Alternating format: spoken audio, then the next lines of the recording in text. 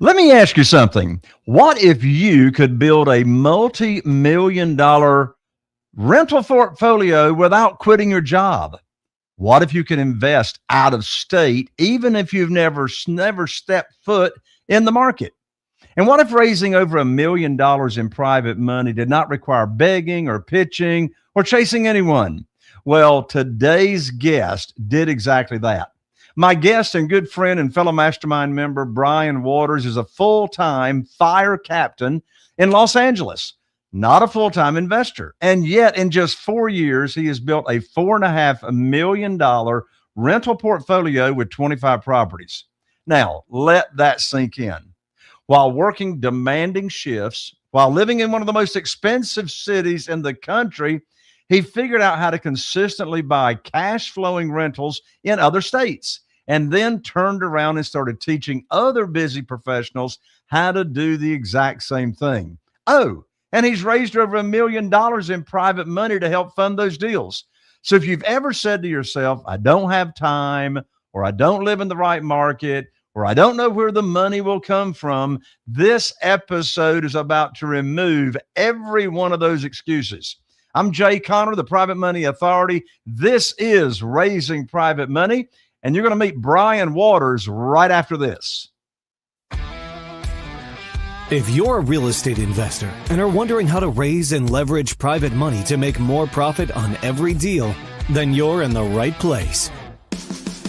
On Raising Private Money, we'll speak with new and seasoned investors to dissect their deals and extract the best tips and strategies to help you get the money, because the money comes first. Now here's your host, Jay Conner.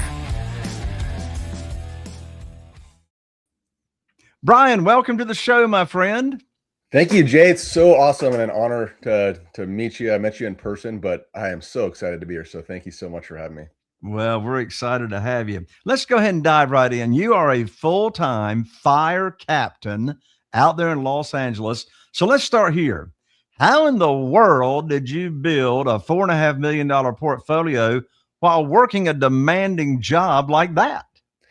Yeah, honestly, it came out of necessity. I got hired late as a firefighter. I got hired at 33. I was an airline pilot for a number of years, got laid off. That's a lot of people don't know that about me. And so it was kind of out of necessity. I really wasn't sure that I'd physically be able to do the whole career or mentally of the fire service, because it's very demanding. And so I looked around to all the successful people, one being my man in the room, Jay Conner, and what you always want to emulate what the successful people are doing. They were doing real estate. And so I jumped in, and I'm sure we'll get to it later, but real estate's expensive in California. So I, out of necessity, had to go outside of my my area and go invest out of state. So there we are. Right. Well, when you started investing out of state, what was your schedule as a fire captain? What was your schedule looking like? Like, did you have quite a few days on and then you got some days off and back and forth?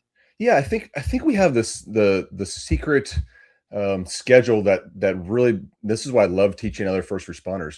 We work really, really hard when we're there. We work 10 days a month. And that sounds like people were going to say, oh, that's not that much. But look, you guys, it's 24-hour shifts, demanding, not sleeping. But we have 20 days off. And so there's plenty of time during those other days off that while I'm getting my rest and spending time with family, I have the ability to take those skill sets that I have in my job and go put them to work and do other things. So, you know, I'm just so type A, I'd probably get really bored if I didn't have anything else to do. And that's, it keeps me busy for sure. I got you. Well, so in other words, you didn't wait for the perfect situation. And that's where most people, get stuck. And you just, dove in and took action. Well, what was the moment? What trigger comes to your mind? You realize that you didn't have to invest in your own backyard to build wealth, that you could actually do it, in another market. Yeah, I think for me, there was actually a friend of ours who had invested out of state. She had purchased a couple properties. I never even thought about it. I was like, it seemed so scary, super daunting. But I think with technology and the way things are and the connections that you meet out there, there's so many possibilities. And truthfully, I like it that it's so far away, because I would be tempted to go there. And this allows me to have this, although it's not passive, it's semi-passive business where I can build those teams and do it. So it was a big leap of faith, honestly, Jay, and I'm glad I took it. But it was just meeting a few people that were doing what I wanted to do, and I saw that they were successful. And I'm a competitive person. I'm like, if they could do it, in a healthy way, if they could do it, I believe in myself enough to give it a try. And I truthfully didn't know what the heck I was doing that first property. I almost just threw a dart at a map and made it work. But that just goes to show that you could just take that first actionable step, and you're gonna be fine, you guys. So I'm sure we've got some people listening to this episode, and some of them are thinking and saying to themselves, investing in another market where I don't even live, that like really sounds risky. What were your biggest fears investing out of state when you started? my biggest fear is I was always thinking that you needed to fly there and walk through it, and you need to fall in love with the property. And what I finally realized is this business is more about is about the relationships you make outside there, having those good teams there, but also analyzing a property more by the numbers. At first, I would try to fall in love with, like, hey, Brian's going to live there, but in my portfolio now, I've only been to 4 properties. I haven't been to 80% of the states that I'm in. So I kind of had to relinquish that emotional side of it and look at it more of an analytical side, and that really helped me. And realize that there's so many checks and balances in real estate, from contracts to how you pay people to getting inspections and appraisals. There's so many things that protect the people, and that's a good thing. That there's going to be times I get knocked down, but if I could understand the best way to protect myself through those contracts and through how I analyze things, then I'm going to give myself a better option. And then on the flip side, I looked at, not to turn this into any other type of investing, but I didn't have control. And the other investments I was doing, it was out of my control. It was whatever that company decided to do and how their Q1 went. I kind of wanted a little bit more control because I am a fireman. So I think that helped a ton. Was there anything when you were starting out that almost stopped you from pulling the trigger and moving forward? Well, I think the elephant in the room, and this is where you're going to come into my picture, was funding. Truthfully, funding was a big part of it, right? And so, it's so hard for us to keep raising the funds, not raising, but saving the funds to go buy your properties. And so I saw that as a problem early on. I was like, okay, Brian, you have the funding for 1 or 2, and then what's next? I was like, it almost brought me to tears going, I fell in love with real estate, and I was like, where do I get the next amount of money moving forward? Am I done investing, or do I have to wait 5 years? And it's like almost like Jay Connor just appeared into my orbit at the right time in the right place. And I'm sitting here obviously with my copied book here, which I love, and I'm so blessed to have read that. And that was the biggest fear. And I mean this from the bottom of my heart. I thank you for, number one, your knowledge, but also writing that for the world to read. And so that changed the game for me and my business 100%. Awesome. Thank you for sharing that. Was there any particular thing that gave you the confidence to move forward? Now, you did mention the word faith a few minutes ago, but what is it that gave you enough confidence to actually move forward?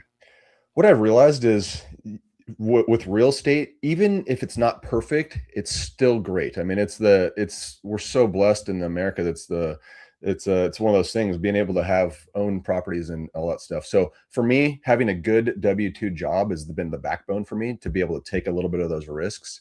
But just, believing in myself, believing that there's other people out there. And real estate is a very special place, I think, that people want to help you. So early on, I got a mentor, just like how I'm now mentoring other people. I had my mentor. And so I felt comfortable because that person had done, 20, 30 properties already. And I go, okay, they're doing it. They're going to help me. I'm not going alone. Just like in the fire service, we don't run into a burning building alone, right? You gotta train for it. You gotta be around the right people. But I just felt like, what do I have to lose at this point? What do I have to lose? Well, you broke through the fear, you pulled the trigger, you moved forward, you got a mentor up front, which was very, very smart on your part. And so now let's break down and dive into your system as to how it actually works. Walk us through your system, like finding deals, vetting the deals out, managing properties and markets that you don't live in. Yeah, absolutely. I think the system part of it is so important, especially for us busy working professionals, the people that are doing the 9 to 5s, the super moms that are taking their kids to soccer and stuff. We don't want another job. I have a busy job, a busy life. I coach football, and so having a good way to get number one. Well, there's a few things. Number one is you have to have the money. So we've already talked about Jay and what he can help provide with that. Number two is you have to have the deals coming in. I'm kind of boring. There's a million ways to do it. People use fancy software. They get wholesalers. They do cold calling, then marketing. I'm too busy and too lazy to do any of that. And so for those who say there's no deals out there, I'm going to put the hammer down and say there are probably more deals than I can do on my own. And so I traditionally just use the MLS. I go on Redfin and Zillow, but most importantly, I get my buy box. And however cliche it is to talk about your buy box, it is super important that you have it, because I know specifically down to the zip codes, the square footage, the price, the bed bath count of exactly where I want and when I want it. And being that specific is going to be very important for deals coming my way. Now I learn, I study, I analyze, I become a master of that small little area. I'm not in 50,000 markets. I'm just in this little tiny nook. And when I get those deals coming across my way, I know that I'm going to jump on them. I know the names of the streets. I know the zip codes. I have my realtor that's there. And then just like everyone else, I use my analyzation software. I'm very conservative when I'm running numbers. I make sure I know the comps and all of that fancy stuff. I use Rentometer for the rent amount. I talk to other investors. And on the back end, the other two teammates that are going to be the very most important, and I'm going to say them in order of who I think's the most important. The tenant is going to be the biggest and best teammate you ever had. So how to find a good property manager to find the best tenant, but your property manager is also going to make or break your business, because I don't manage my properties. I don't want to. I've never even been to the States. You have to have that good manager. And after that, it's set it and forget it. I prefer long-term, because hopefully are going to stay for a couple of years, and maybe once a month or every couple of months, I'll hear from them about a toilet. Other than that, Brian goes to work, fight fires, coach football, be a good husband and dad, and that is it. So it's just those systems and the right people in place, really. Well, I couldn't agree with you more when it comes down to team members. I mean, it's the team members that make you or break you. Such in my business, my house flipping business, all the team members are so important. The real estate attorney for the closings. In fact, it's real convenient. My real estate attorney's office is right next door, like 10 steps down the sidewalk outside our building. And I was in her office 2 times yesterday and 1 time today, selling 2 houses this week, buying another one the first of next week. And so real estate attorney is such an important team member in the house flipping business. And then our realtor, critical, of course, in your kind of investing. Your property management company, of course, would be crucial in the flipping business. The relationship with the general contractors is critical. So, and my acquisitionist that talks to all the sellers of properties, her name's Kim. She's been with us on the team for over 20 years. Wow. I've been doing the business with the same realtor for over 20 years. So it's hard to put, well, you can't put a value on how important those relationships are. What are some of your non-negotiables when you're deciding on choosing a market to invest in for your business model? So for me, I like the states personally that have landlord friendly laws. Number one, that's a big reason why I get outside of California. There's a lot people have to say about where I live, but right now I'm sitting in shorts and t-shirts. Beautiful. I love this state more than anything. I'll probably live here forever. But as far as investing, you got to find places that are favorable to the landlords and the tenants. And what I mean by that is you got to treat your tenants well. Like obviously Jay has all these business people with him for a long time because he treats them well. I treat my tenants the same way. I provide a very safe, reliable thing. I communicate really well with them. But for someone who's taking their income in California and going to other places, that's a kind of a check and balance for me. I want to be able to make sure that my business is going to keep moving forward. So one is good landlord laws. Number two, I don't invest in areas that have really bad weather because it's maybe insurance issues. It's going to be harder on the property. So I'm looking for kind of I like boring real estate. I truthfully do.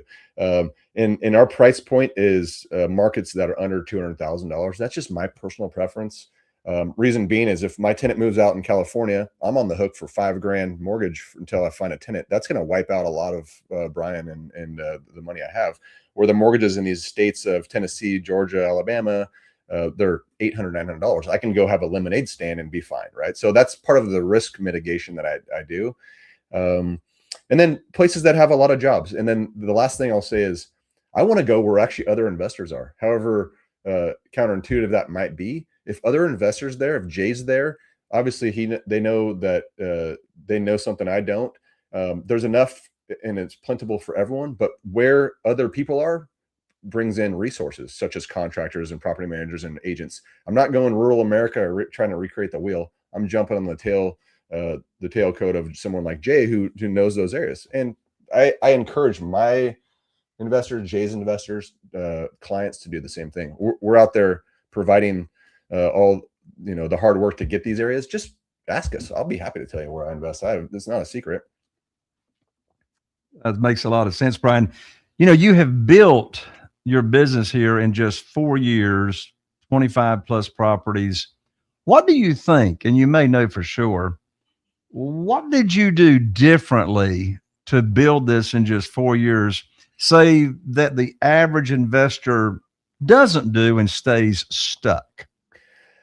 The most important thing is I operate off the ready, fire, aim mentality, which is you don't need to have the perfect shot. You just need to take it. And so for me, it was that actionable step of just giving it a whirl. I'm still learning, you guys. With the 25 properties that we have, things aren't perfect. I don't want to come off into this universe and say, Brian's got it all figured out. I'm still learning and growing. If you're not, then you're not human. Right. And so what I realized is property 1 was okay. Number 2 was great. Number 3 sucked. Number 4, I got better. Number 5 sucked again. Number 6, it's this like ever evolving thing. And you're never going to work it all out, but you got to get moving. You got to try, and you got to get around the people that are going to help you.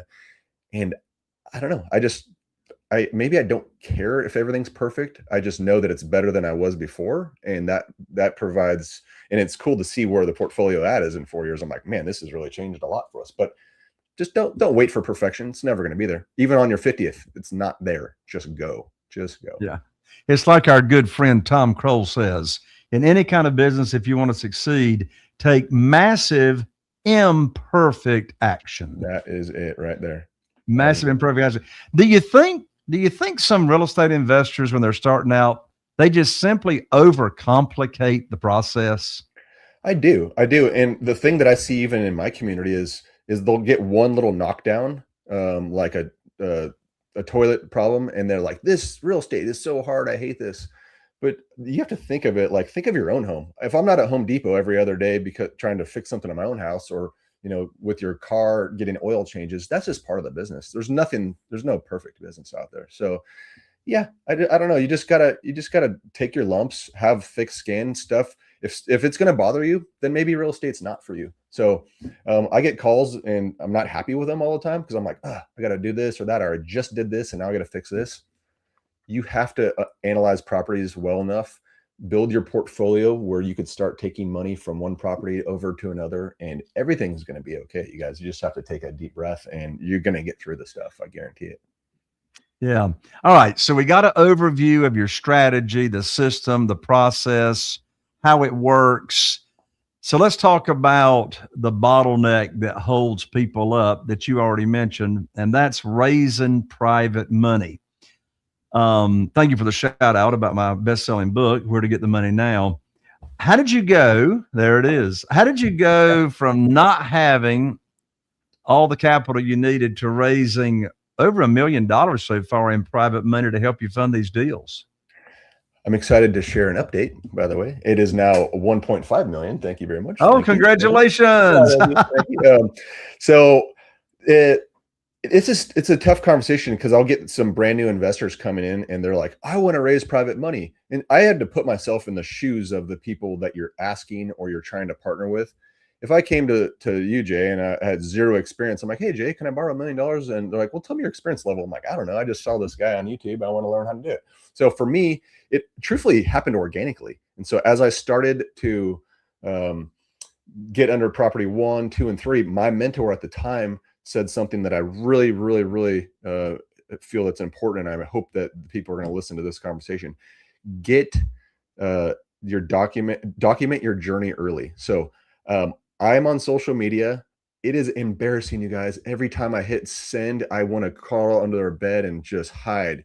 It's uncomfortable. But what happened is I was starting to, and this is what Jay talks in his book about your warm circle. So what happened was I started documenting my journey, posting pictures. It wasn't flaunting. I was just like, this is cool. I want to look back at this in 10 years and be able to look back at what I was doing. And as I was doing that, the weirdest thing happened. People started asking me questions like, Brian, what are you doing? I'm like, okay, this is a very good way to have that conversation. Instead of me going to someone and asking them, they're now asking me. It became the most organic, easy conversation I ever had. I talked to them about what I'm doing and be like, hey, I'd love to show you how to invest out of state. They're like, I don't want to do that. But I do have $200,000 sitting under my mattress at home. And I'm like, this is the perfect segue into the opportunity of having that conversation. But if I hadn't been on social media and they didn't see it, or I hadn't documented my experience for them to start seeing what I was doing, I would have been dead in the water. And truthfully, Jay, that is how I've raised $1.5 million. I don't even think I've ever asked anyone for money. They've come to me. I haven't either. Yeah. I've never asked someone. I just took 2 people out to lunch this week, and that's how I raised that extra 500 grand. I presented them the opportunity because they know what I'm doing. They see me active in the community, and they now already have that trust built in. And the majority of people that I invest with me are people that I've known for years. Absolutely. And, Jay talks about opening up your phone and scrolling through it. You have 500 people waiting with money for you. So you just gotta shout it from the mountaintop what you're doing and not brag. Just get out there and put your face on social media, get uncomfortable, and it's going to start coming in. And if I didn't learn that tip from you, Jay, I would have been stuck at 4. Now I'm closing in on 25. So it's opened up the gate. And the cool thing is I'm not only the one making money, my investors are crushing it right now. Right. They're sure loving it. And well, I'm so glad you shared that story and that part of your journey, because truly raising capital, raising private money, it's all about no asking, no begging, no selling, no chasing. And you have probably discovered the same thing I did, Brian. And that is, the worst time to be raising private money is when you need it for a deal. When I've got a private lender, a new private lender that's, starting out with, 100,000, 200,000, 300,000. And they've told me that's what they want to invest. And then I say, okay, well, I'll put your money to work for you just as soon as possible. That's a whole different conversation than me saying, okay, well, I got a deal that, you can fund right now.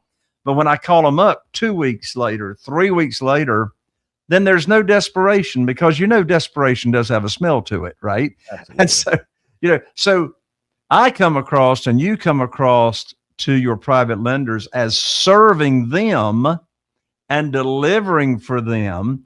And I learned long ago, the private lenders actually need us more than we need them, because there's more of them than there are deals, to tell you the truth.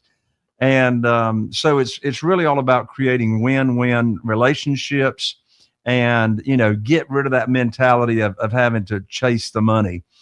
Brian, what, you mentor other people that are getting into real estate investing. What mistakes do you see busy professionals making? Of course, you target to help firefighters. What mistakes do you see busy professionals making when they're trying to get into rental properties? What gets in their way? I think they get in their own way, truthfully. What I see oftentimes is, number one, a lot of people join communities, or they're first off, I think there's so much noise out there. There's so much you could do in real estate, from RV parks to just you name it, from wholesale. And every one of them is great. So what I tell them is you got to pick your strategy first, and you got to start moving forward with that. But I think they get in their own way because they Oftentimes it's like joining a gym on January 1. If you don't show up and do the work, you're not going to see any results. And so some people just join thinking that, hey, if I'm just in this community, I'm going to be successful. So the most successful clients I have are the ones that show up in the calls. They're taking the actionable steps that I'm giving for them. But if you just get out of your own way and you actually do the work, I've set, and so is Jay in his community, we've set these strategic things you need to do in a row. And if you just do those, you're gonna be successful. So they overanalyze, they'll wait for the perfect situation. They just got to get started. So I'm pretty adamant about that. Do you mind if I want to take it back to what you said about private money? I have this it'll make it quick, but I have a very, it almost brings me to tears in my eyes of the story of a lady that I partner with. It'll make it real quick. Sure. I didn't want to go back in time here, but Jay said something really important. These lenders out there, they're gaining as much as we are. But I had a lady in my warm circle, I won't use her name. She came to me and said, Brian, she's about 72 years old. She lost her husband. She's working a job. She has 2 roommates, and she's like, I'm so sick of working. She had a bunch of money in a CD account making garbage money. And I just went to her. I was like, okay, she understands about real estate, didn't want to do it. And I said, what number do you need to make this work? I want to get you to quit your job, and I want you to get those roommates out of there so you can live your life. And she's been one of my best lending partners to this day, but it's a mutual, amazing relationship. She's able to make literally fixed income from me. I'm able to scale. I'm doing multiple properties with her lending. That's what this game's all about, because I'm not being this greedy guy like, oh, it's all about me. I made it work for her. She retired, got rid of her roommates, and she's now loving it. She's taken some of that extra capital to go do some trips that she's always wanted to do. So make it worthwhile for the person on the other end, just like treating your company employees well. I've come back to that well many a times, and she's actually opened up more money because she sees this happening. That's a relationship that you can never, I'm so grateful for that. And I know she is too. So anyway, I'm sorry I had to share that. I just thought it was. No, I'm glad you did. I mean, to complement and to go along what you just shared, my wife, Carol Joy, and I, over the years, we have received thank you handwritten notes in the mail from our private lenders, thanking us for changing their retirement years. Amazing. One in particular, couple that I'm thinking of, they wrote us this note, and they said, if it had not been for your private lending opportunity for them to invest in, they said, we would not have been able to travel to Florida and visit our grandchildren anytime we want to. Whereas prior to becoming private lenders, they couldn't do that. So talk about an amazing supplemental income. I'm thinking of another private lender that lives in Mississippi. I've got private lenders all over the nation.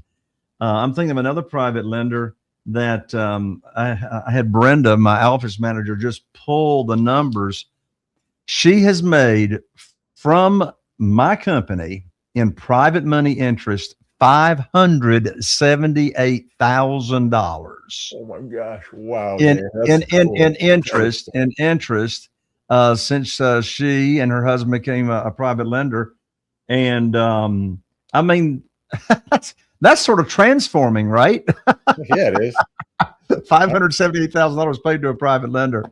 Brian, to start wrapping this up, I know we've got listeners that want to reach out to you to learn more about how it is that your system works, and how you could possibly help them, in their real estate investing journey. So what's the best way for people to contact you, Brian? Absolutely. I pride myself, you guys, on communicating. When you reach out to me, it's not going to be robot Brian. It will not be AI Brian. You're going to be talking to me. I love this stuff just as much as Jay does. But to answer your question, is at Mr.Brian, BRIAN.Waters, Mr.Brian.Waters. That's on Facebook, that's on Instagram, that's on YouTube, that's on TikTok, all the things. I just made it easy because that's what it would be easy for you to just DM me. I'll give you my personal cell phone number and we can have a conversation.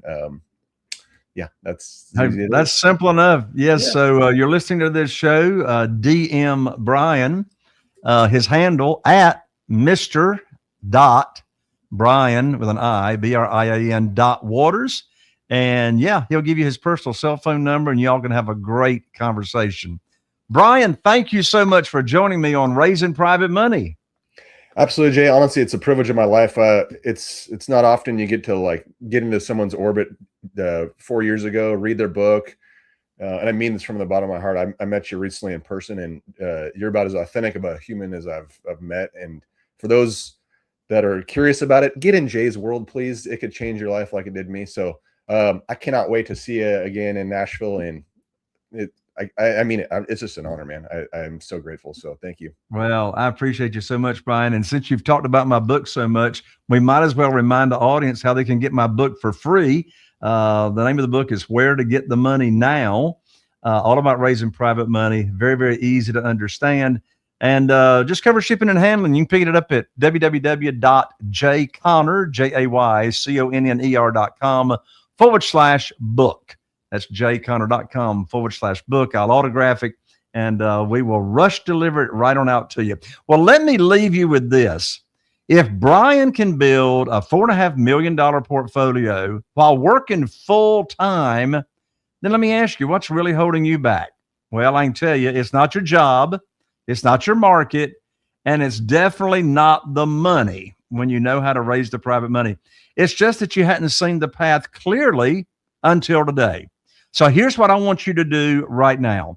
If this episode gave you even one breakthrough, one shift in how you think about raising private money or investing out of state, don't keep it to yourself. Share this episode with one person, just one person. Text it to a friend, send it to a colleague, post it on your social media that Brian was talking about, and tag me when you do it. Because here's the truth. The more people that you help win, the more opportunities are going to come back to you. And if you want more conversations just like this, more strategies, more real world stories of how investors are raising millions without asking for money, make sure you subscribe to this podcast, Raising Private Money. I'm Jay Conner, the Private Money Authority, and I'll see you right here on the next episode. Are you feeling inspired by the knowledge you gained in this episode? Then head over to jayconner.com/moneyguide. That's jayconner.com/moneyguide and download your free guide that shares 7 reasons why private money will skyrocket your real estate investing business right now. Again, that's jayconner.com/moneyguide to get your free guide. We'll see you next time on Raising Private Money with Jay Conner.